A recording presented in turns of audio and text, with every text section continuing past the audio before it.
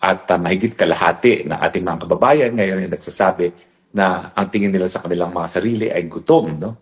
So ito po talaga ay talagang red flags para sa administrasyon nito na talagang tuluyan ng nawawalang pag-asa ang taong bayan sa pamumuno ng isang bangang ng presidente. At syempre hanggang ngayon, hindi pa rin nagpapa-hair follicle test ang presidente kaya hindi natin mapasinungalingan yung sinabi mismo ng kapatid niya na siya ay bangag. At habang siya ay bangag, wala talaga tayong pag-asa no, na umunlad bilang isang bansa.